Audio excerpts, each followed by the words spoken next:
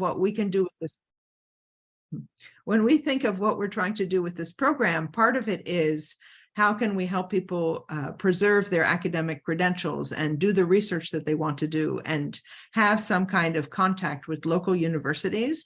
But I think you have to be considering how can you retrain yourself so that if the academic track doesn't work out, you're going to be able to find something else that you enjoy. And there are a lot of jobs out there for people with the skills that you have, but you have to be kind of mentally prepared to be looking outside of academia, which can be very difficult, right? Especially if people have been dreaming of doing only, being professors for their whole life. It's very difficult to think of shifting it. And I see it in my students all the time. I would say of the probably 20 students that I've advised in the past 10 years, maybe 3 of them ended up getting academic jobs that are tenure track, not even tenured, but tenure track, right? And most of them, if they're lucky, they have adjunct jobs. So you teach a class, you get $5,000 for the semester, for example, and they're trying to teach at 4 or 5 different universities in order to pull together jobs.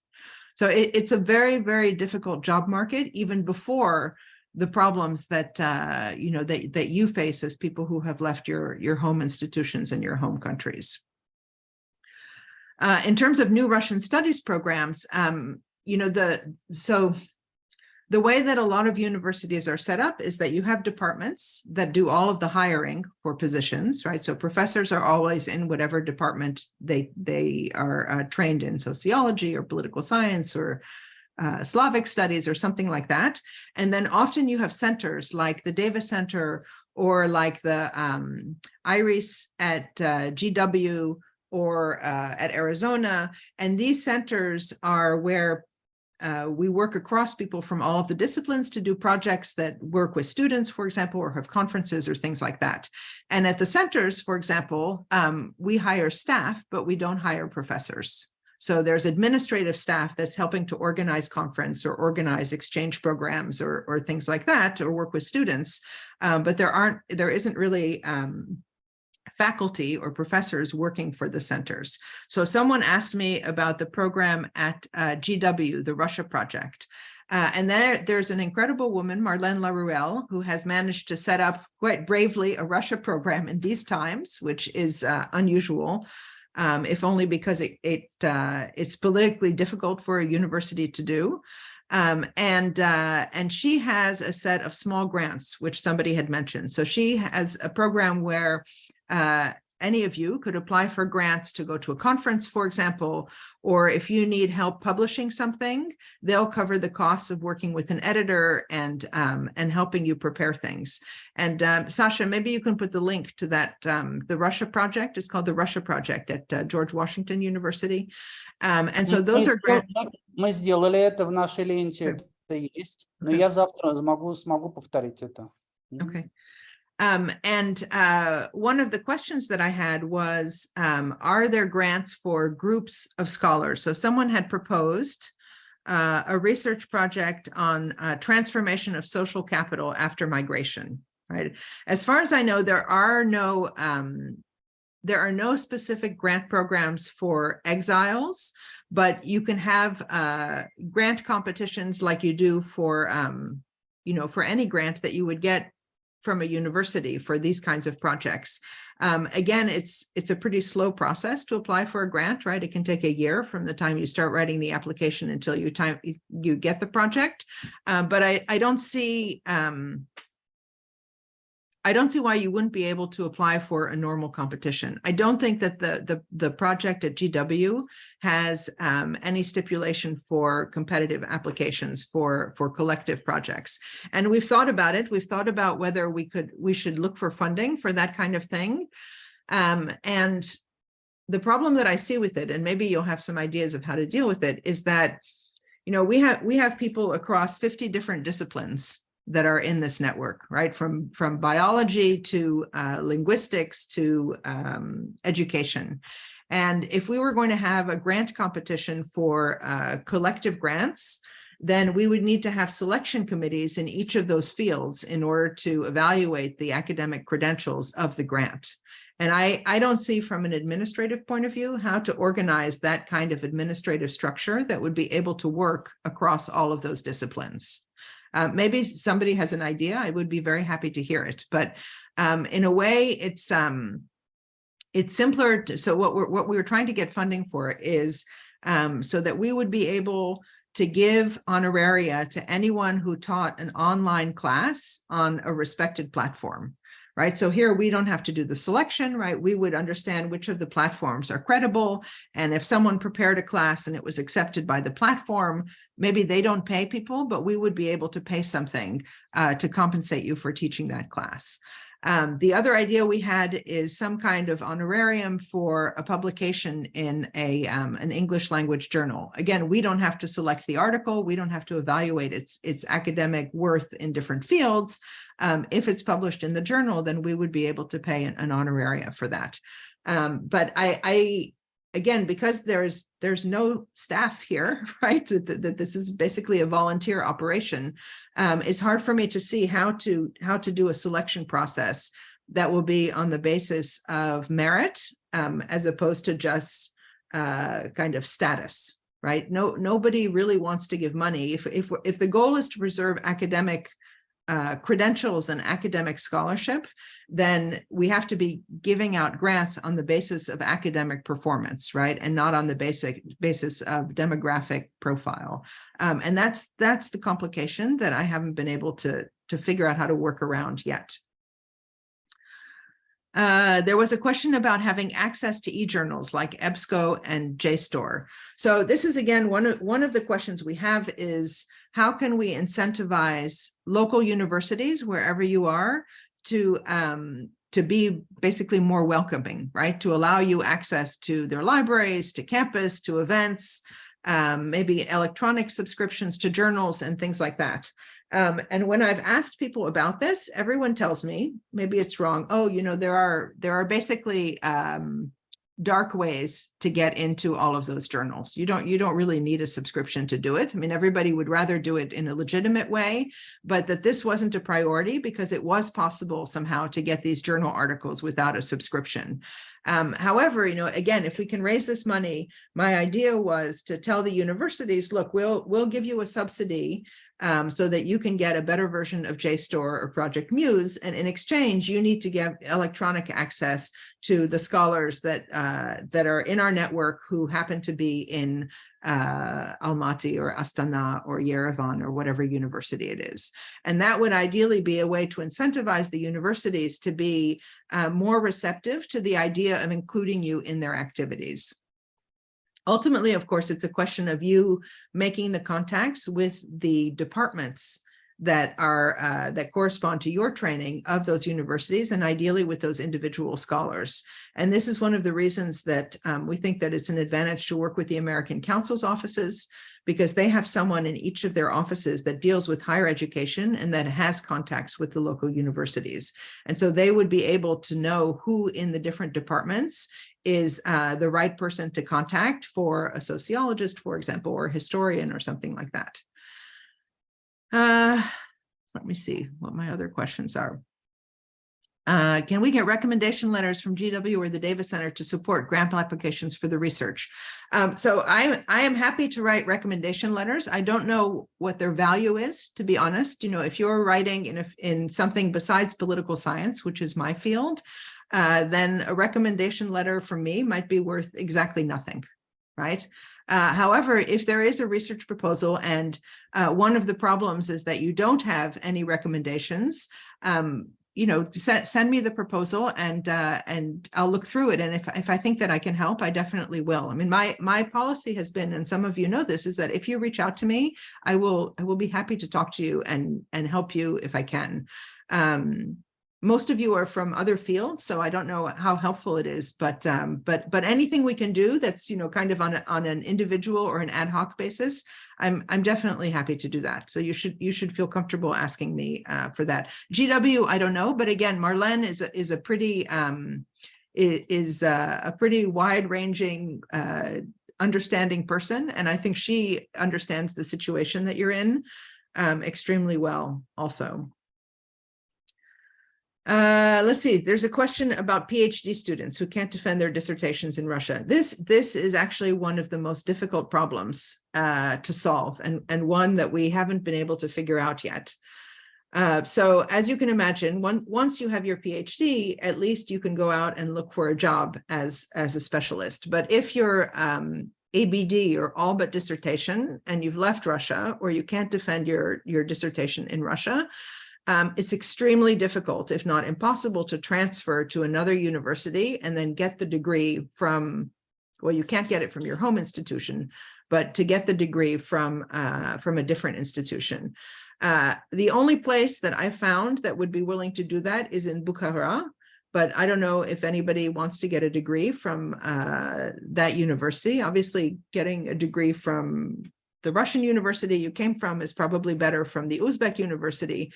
But it's going to be very difficult unless you can find a professor inside that university in the right department who's willing to take you on as a student. And it might be that their requirements are different than what you fulfilled in Russia. So for example, we talked about this when we were in Georgia, and most of the dissertations have to be defended in Georgian, right? So that's basically impossible, right? One of the things that I'm trying to look for those in the natural sciences is that there's a program that works in the sciences in the United States called a bridge program. And it's generally for students who are from first generation families. So people whose families have never had anyone go to college or go to graduate school. And when they apply for a PhD program, it seems they're not quite ready to be in the PhD program. So they have a year of intensive mentoring and they take classes, but they're basically prepared to go into a PhD program. But that would mean that basically someone would have to start all over, right? Start the PhD from scratch. I think in most cases, if you don't have a publication record in high profile English language journals, it's going to be extremely difficult to be seen as competitive in a Western job market. There are exceptions, of course, but it's going to be very difficult without getting some kind of Western qualification or Western degree that signals that you're at the same level as the other people in the field. And that signal can be sent by publications or it can be sent by a degree. And neither of them, of course, is a guarantee of success, but it's, I mean, I've just seen I've been at the Davis Center now for 13 years that many of the people that apply to us just to visit, so they come with their own funding from universities, across Eastern Europe or the former Soviet Union. And the work that they submit as their kandidatskaya is just, it's at the level of a starting master's student at Harvard, which is not to say that that's the situation with you, but that's kind of the mindset of people who are going to be seeing those applications. And so you need to be able to signal that that is not your situation, that you can write well in English, that you have attended conferences, that you have other Western colleagues maybe that you've worked with who can vouch for you, that you know exactly what you're getting into and will be competitive in those markets. Let me see. There's a big question, of course, on well, I think I already talked about this a little bit. Is it worth continuing the academic career, or should people take a pause? And I know that Sasha did a poll, and I think it was 60% would like to have help finding work.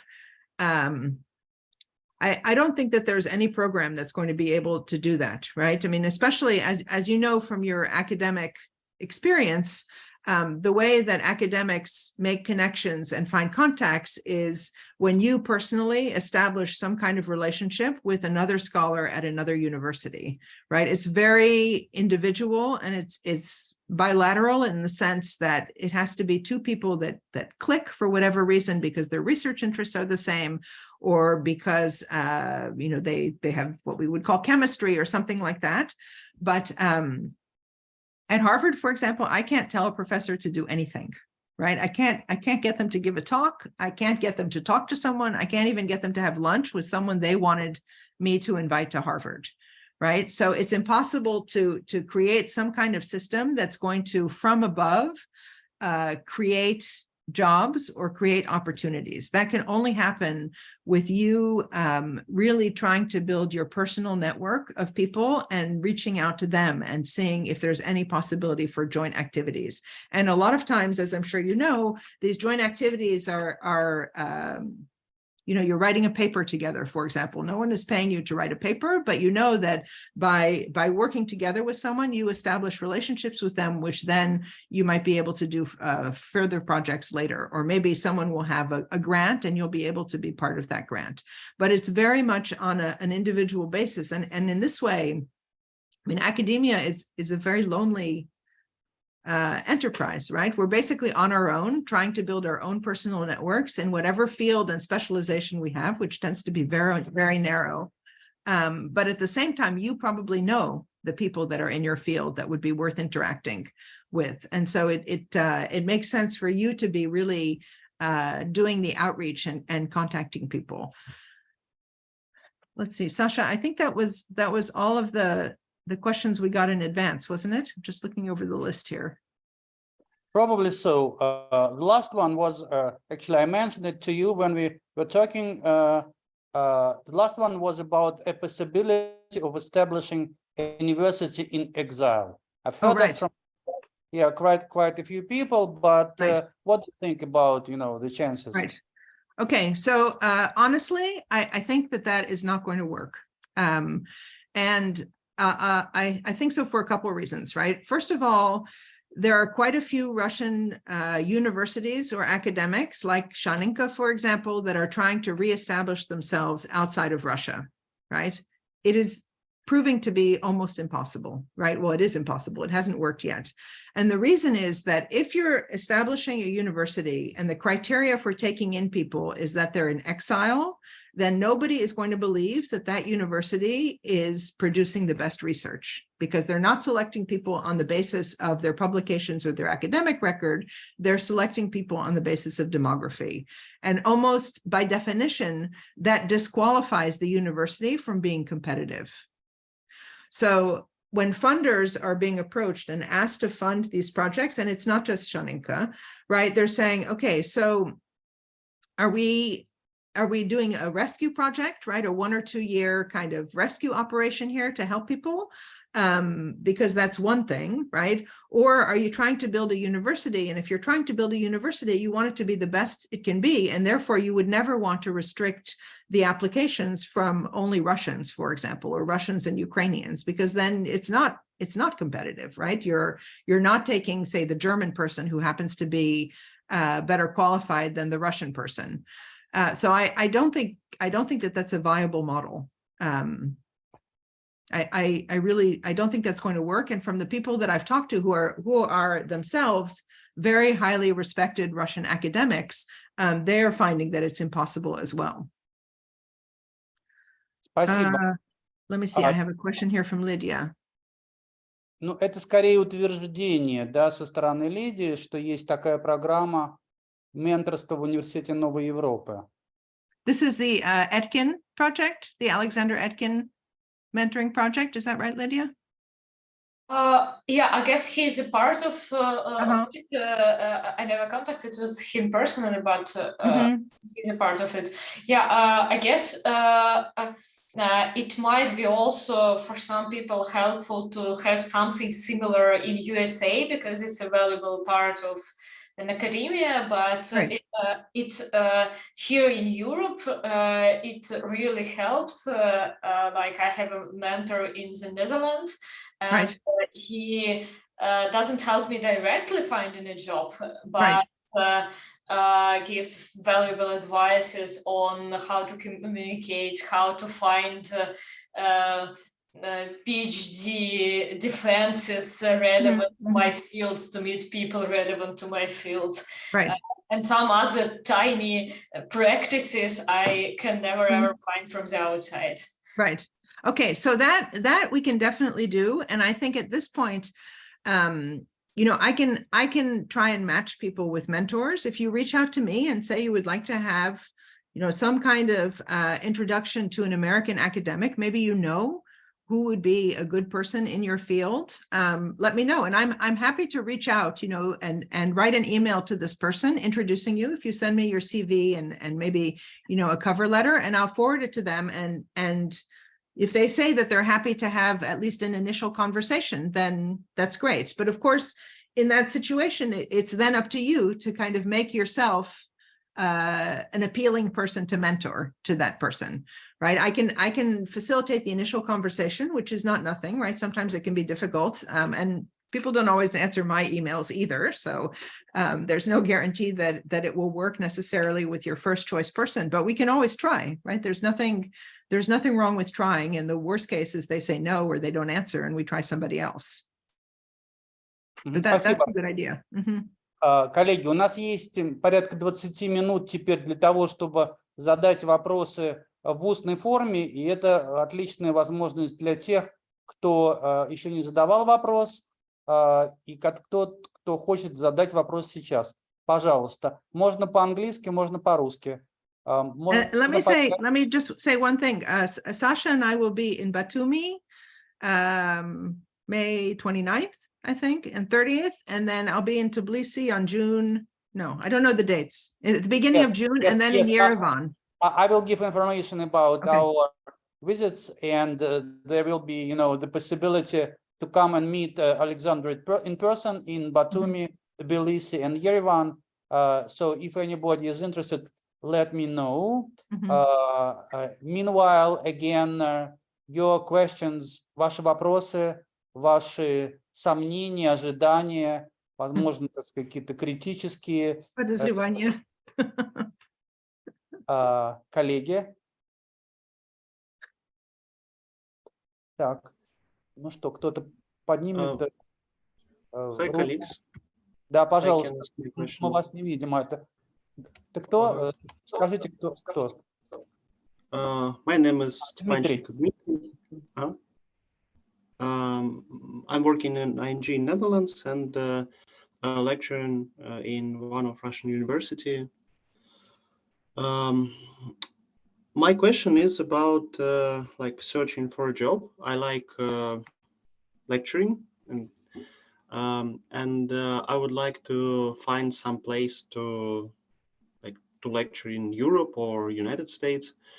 But when I try to approach the universities or particular scientists or professors, it was not successful. So I did not receive any response, but made a few attempts.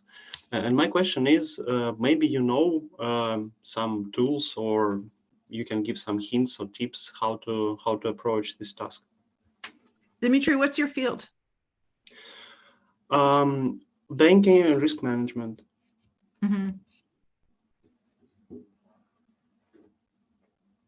All right, I have someone that I can put you in touch with, somebody who's on our advisory board. His name is Alexander Jorov. He's in Miami now, but he worked for BCG and Bain in Moscow for a long time.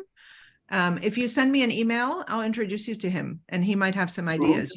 In many cases, like I don't know these markets very well either, but one of the things that Sasha Jorov and I have talked about is that it would be good for us to find kind of a little bit like mentors, like what Lydia was saying, but sort of find people who understand different sectors who could serve as kind of consultants for people interested in going into that particular sector. So send me your information, Dmitry, and I'll put you in touch with Sasha. But one of the things that Sasha Abashkin actually said is that you would like to have a session on kind of human resources, HR approaches and interviews and things like that. And what I thought we could do is at the Davis Center, I have a woman who's the director of finance and administration who comes from an HR background. And she and one of my other colleagues, my associate director, they interview everyone who applies for jobs at the Davis Center. And so we could have them give a session on how to give a successful job interview, because it's not at all obvious. Yeah, deal. Thank you a lot. And I think the contacts would be very helpful because, for example, in my current place, I managed to get this job because of their connections with their guys working on this faculty. So thank you a lot. Yeah, no problem. Спасибо. Александра оставила свой имейл в нашем чате, поэтому всем, кто хочет с ней связаться, вот информация предоставлена, имейте в виду. И скажу честно, Александра отвечает, может быть, не всегда немедленно, но как только у нее появляется свободная минута, она отвечает на письма и ваши обращения, поэтому шанс напрямую пообщаться с ней существует. Так, I would also like to say one other thing, Sasha. Of course, the best thing is for you to have access to the electronic databases, but if you really need an article and you can't find it, please send me the information and I can get it for you and email it to you. And I've done that for a couple people as well. Кстати, я могу тоже дать любопытную подсказку. Для тех, кто уже научился пользоваться ChatGPT, вы можете попросить, значит, у ChatGPT есть доступ ко всем базам данных. И ChatGPT может вам пересказать статью, которую вы не можете сами получить. То есть искусственный интеллект вам перескажет содержание той статьи, которая вас интересует. The one thing I have to say, though, you have to be careful with ChatGPT. I haven't tried to do that with it, but it will make up references. So if you ask it, you know, oh, what's the most famous article in economics? It will invent an article written by Douglas North with one of his often co-authors, which will mention economic history, and it will just basically create a new citation to an article that doesn't exist. So be careful with that. Да, это правда. Это, к сожалению, тоже существует. Хорошо. And that's what Lydia says. Yes. Да, Лидия, видимо, уже столкнулась. The other thing, by the way, is that sometimes when there are articles that are behind paywalls, if you enter the title of the article into a Google search, you can get the article without the paywall. Certainly for newspapers, that seems to work pretty well. Спасибо. Еще вопросы? У нас еще есть некоторое время, коллеги. Если не вопросы, то у вас могут быть комментарии, какие-то свои предложения по поводу того, на что нам обратить внимание в нашей дальнейшей работе, что вы считаете могло бы быть полезным. О, я вижу здесь огромный текст. Can I ask a question? Actually, if we're trying to do kind of training classes, what would be particularly helpful besides the ones that I mentioned?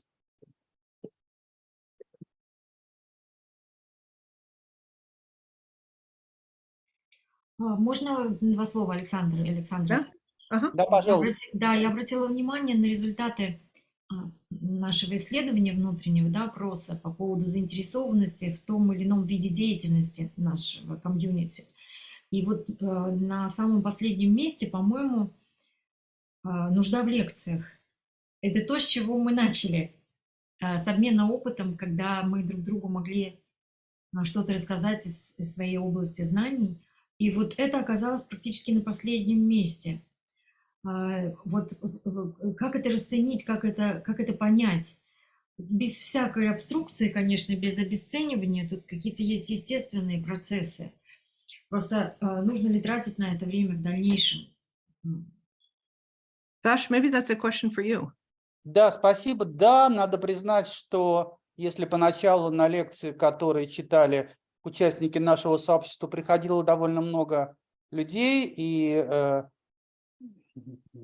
был интерес, то потихоньку интерес сократился. На лекции, к сожалению, приходит совсем мало народа, в частности, к сожалению, на лекцию, на мастер-класс Натальи, посвященный психологическому здоровью, пришло совсем мало народу, что очень жалко, потому что тема-то на самом деле очень важная. Психологическое здоровье для многих из нас сейчас большая проблема.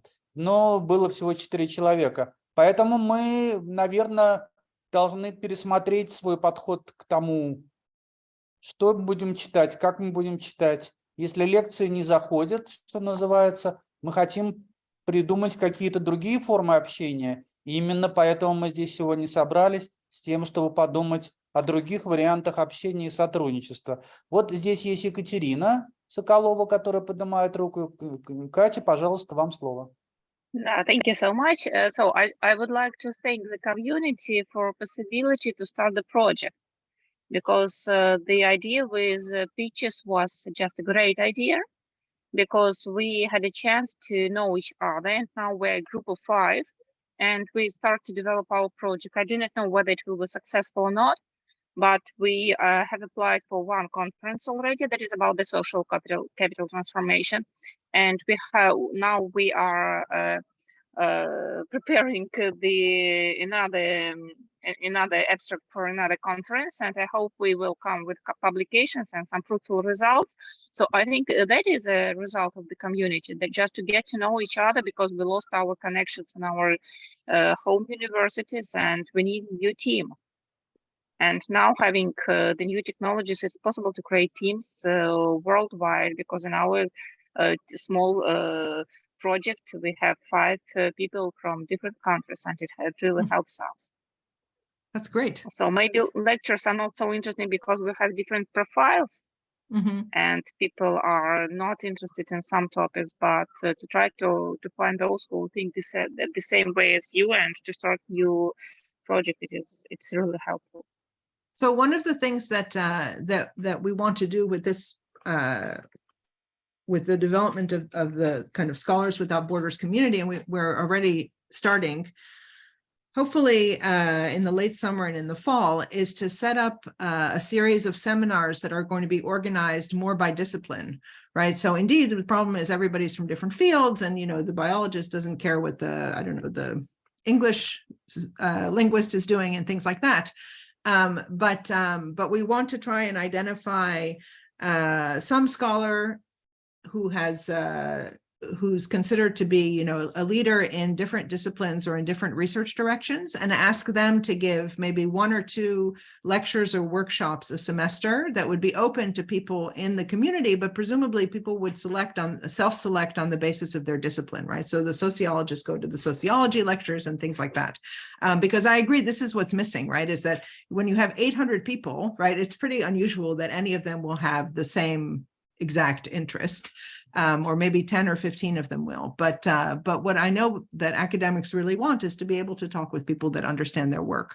So once we kind of get that up and running and we identify the person who will be running the seminars, then I think we'll be able to do more of that. And that will also create connections with people who have the same research interest. Спасибо. Еще вопросы, выступления?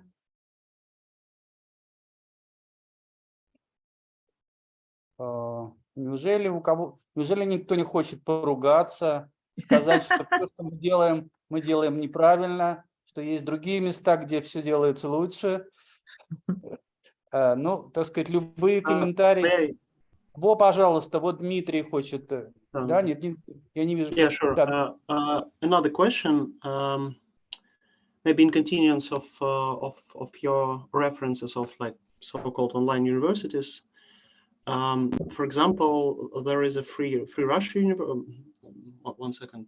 Свободный университет, да. So they were proclaimed as an undesirable organization, and their operations were severely stressed by it, and now they are trying to rearrange themselves and find some other opportunities how to exist. And as far as I understand, this organization, this university, was quite like successful, and it was a demand on its services. My question is, so do you have any cooperation with this organization? Sash, you've talked to them, right? Я прошу прощения, я пропустил в этот момент. So the Свободный университет, do we have any contact with them?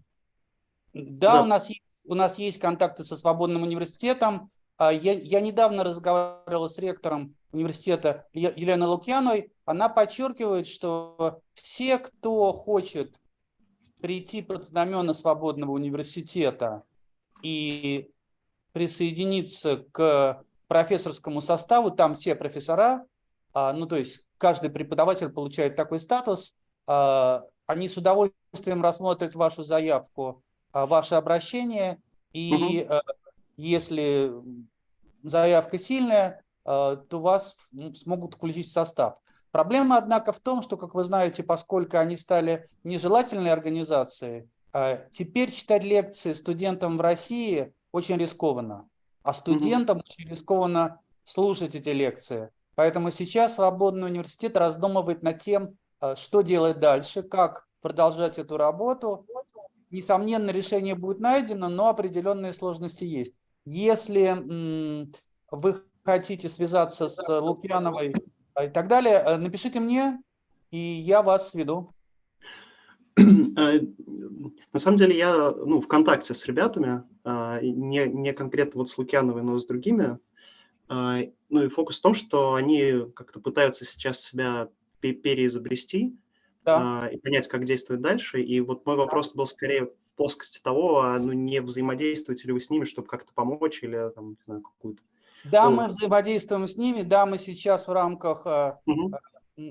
Идет диалог между несколькими университетами, в том числе Шанинкой, Европейским университетом, Свободным университетом. Мы пытаемся найти какие-то формы, которые позволят обойти препятствия и продолжим. Несомненно, это очень важно. Мы, естественно, советуемся с американскими коллегами, потому что то, что сделал Свободный университет, очень важно, и будет очень обидно, если это пропадет. Согласен. Будем надеяться на лучшее. Да. Вопрос можно задать? Да. Пожалуйста. Может быть, кто-то знает, я слышала о том, что в Европе есть идея или уже она реализована как-то условно с русским университетом наподобие того, как было когда-то 100 лет назад в Чехии для студентов, уехавших, для тех, кто не доучился. То есть вот такой русский университет в эмиграции. Может быть, кто-то знает об этом что-то? Потому что возникает вопрос, да, мы себя реализуем, но мы себя можем реализовать в том числе с нашими учениками. И этих учеников сейчас очень много по всему миру, и ребята нуждаются. Да, их можно, конечно же, они будут интегрироваться, но очень важно не потерять родной язык, как способ мышления, и сохранить часть своей культуры. Поэтому здесь, мне кажется, мы можем найти свое применение, и вот в такой коллаборации, вот я вижу, кто-то руку тянет, может, действительно знают об этом. Я бы хотела в этом участвовать, правда, не знаю, как, я сама сейчас в России. Алексей, вы к этому или это... Я в продолжение, да, я просто размышляю о своем будущем, я все еще нахожусь в Петербурге в Европейском университете, и пока у нас идет прокурорская проверка, о которой нельзя говорить, неизвестно, чем это все закончится. Известно, чем закончится.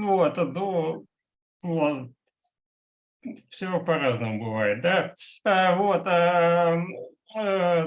Тем не менее, просматривал когда какие-то варианты. Есть ведь теперь Constructor University, это университет в Бремени, которым владеет Серж Белл, бывший Сергей Белоусов, да, из корпорации Акронис. Есть, наверное, какие-то другие проекты, да, кроме проекта Шаинки в Черногории и так далее. И я бы сказал, что к сегодняшнему разговору с Александрой нам было бы, наверное, полезно очень иметь возможность повторять такой разговор с какими-то коллегами из разных стран, может быть, Европы, Азии, которые потенциально заинтересованы в сотрудничестве с русскими. Да. Например, мы понимаем все сложности американских университетов, насколько там есть свои особенности. Я, например, с маленькими детьми и немолодыми родителями не готов уехать слишком далеко, да. И, например, про Тарту как раз я писал, в этом смысле, да, конечно, варианты, если бы были бы варианты в Финляндии, в Эстонии, в Латвии, все были бы счастливы. Но, возможно, есть у кого-то контакты именно на уровне важных представителей таких связанных с Россией проектов в других странах. Встречаться бы с ними нам было бы всем здорово. Well, I think I agree. It would be great to have the network be a little bit wider than that, and our contacts mean, my contacts in Asia, for example, are not that good, unfortunately. But again, I think it's going to be less productive to be looking for contacts on demographic criteria as opposed to within disciplines, right? So, you know, looking for conferences that are related to your field and applying maybe for a conference grant from GW in order to go to that conference and find out what the possibilities are. I think making personal contact, sending an email to people that are in departments in those different universities could be promising. You know, I hear that there's a lot of interest in the hard sciences in China for people that are interested in moving there, particularly mathematics and physics. But I think it's going to be more promising if it's on an individual level because, you know, okay, speaking as a university administrator, right? A lot of other university administrators are willing to say, yes, yes, yes, it would be so nice to have cooperation, and then nothing happens, right? It really has to be done on the basis of the research and on the basis of, you know, kind of mutual interest. In other words, the person meets you and says, wow, you know, this person would be great for my next project or my next article. But that being said, let me see if we can find people to speak from, at least from those countries, to give a sense of what the labor market is there, because it might be quite different than the United States. I don't know that. In terms of Natalia, in terms of your question, where are you located, if you don't mind my asking? Я в Петербурге. So, I mean, I wonder if the fact that now we have kind of this digital world, if that doesn't mean that projects like, you know, Russian University in Exile are not going to happen now in person, right? That because people can connect online wherever they are, that they see less of a need to have a physical university or a physical meeting space, which is, after all, much more expensive to maintain. In some ways, it's been easier for people with children who want to make sure that their children are growing up with Russian culture and Russian language and things like that. And I think there are a lot of schools that are forming. I know in Yerevan, for example, a lot of the teachers that have left are working at schools that are teaching in Russian to Russian children and keeping up with the curriculum. But for more established scholars, I think it's going to be more in the sense of I don't want to sound so that it's informed, but like kind of salons, right? Where people get together to talk about things and to have a social life, but not necessarily to be set up as a university. Again, because, you know, the transaction cost and the establishment costs of creating a new university are just so high that nobody is willing to fund that, right? The potentially, let's say, rich oligarchs that have left Russia that would have the resources to do it. First of all, they're all complaining that they don't have any money because they don't have an income. And second of all, they're just not interested in that, right? They don't see how that is going to personally advance them, which is its own tragedy. But I don't know how to convince them to think differently. I've tried. I also have a question. Sorry, I have a question from Саша, можно вопрос? Михаил Новоселов, он здесь. Михаил, вы хотели задать вопрос про стажировки? У вас есть минута. Да, здравствуйте. Я хотел задать вопрос. Я его, по-моему, заранее даже прислал в чат. Есть ли какая-нибудь возможность стажировки или участия в исследовательских проектах онлайн, возможно, как-нибудь? Yeah, so we talked a little bit about research projects, right? I don't know of any grants that are designated specifically for Russians. Like there are those individual grants that GW has, but I don't know of any projects that are for groups of displaced Russian scholars, right? I think that it's going to be more grants in the traditional academic sense, where you apply for grants that are related to your fields. In terms of internships, you know, the internships are usually for students, at least in the United States. We have a big problem also that many internships are not paid, that it's basically, I don't want to say slave labor, but it's an abuse of students. And usually it means only the rich students can participate. I know in Europe, in Germany, for example, the summer internship system is a little bit better developed, and it does often come with some kind of stipend. But often when Harvard, for example, sets up internships for its students, Harvard is paying them because the internship that they go to is unpaid. So I guess the question is whether you would be interested in a stagirovka for the experience, or if you're looking for something as a short-term job. Михаил? Михаил? Михаил нас не слышит. Ну, хорошо, тогда можно будет отдельно с ним на эту тему списаться. К сожалению, у Александры заканчивается время, ей надо бежать на следующую встречу. Поэтому давайте поблагодарим ее за то, что она нашла время, пришла и поговорить. Я обещаю, что мы будем еще ее приглашать, так же, как постараемся приглашать и других людей, в том числе из других каких-то институтов, вузов, с помощью Александры, и там, с моей помощью.